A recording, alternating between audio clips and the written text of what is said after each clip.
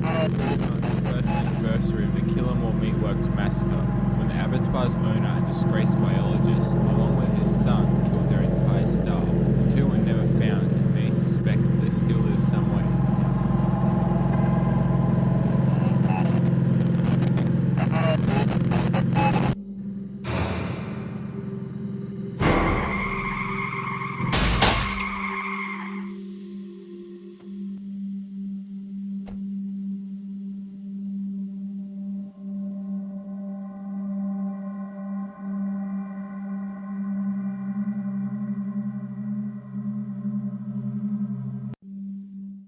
I really wanted to love Bloodbreed. After all, I grew up playing these retro-styled survival horror games.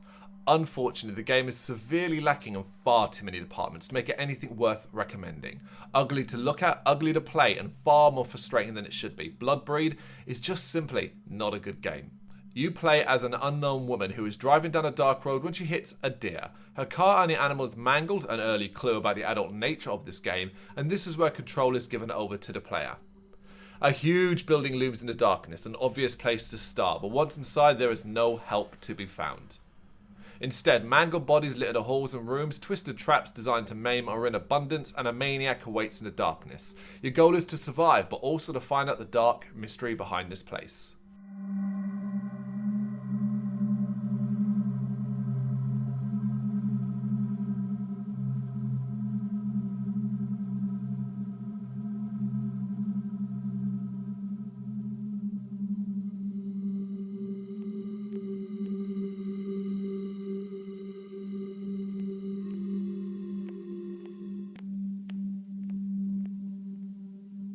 With an immediate Silent Hill vibe, Bloodbreed's best moments are at the beginning and at the end. In between that though is a whole lot of horrible controls, repetitive visuals and frustrating one-hit deaths.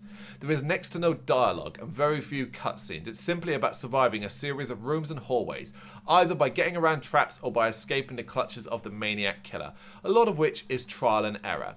There is a sneak mechanic, something you will have to take advantage of when trying to find keys, but again, it's done so poorly. It's often easier and quicker to race around until you find the key, allow yourself to be killed, start the area again and go to the item outright.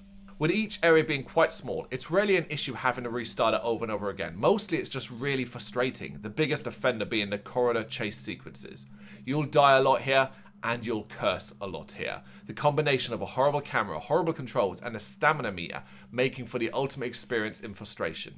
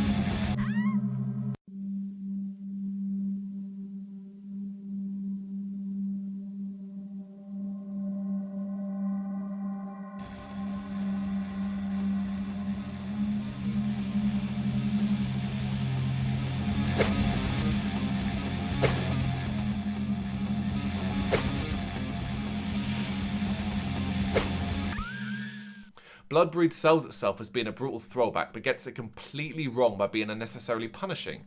It's not the only thing it gets wrong though. As previously mentioned, Bloodbreed is an ugly looking game, stylized as PS1 era graphics. It overly exaggerates them to the point where detail is lost. For all its nudity boast, it's all just pixelated mush anyway. Even with many, many deaths, Bloodbreed can be completed in about 2 hours at most. The experience is short, but will feel twice as long. A retro throwback it is, but a good retro throwback it certainly is not. Thank you very much for watching. You can check us out on GBHBL.com as well as on Facebook, Instagram, Twitter and Tumblr. Go to Patreon to help us out over there. That's patreon.com/GBHBL, as well as Big Cartel, where you can find some of our merchandise.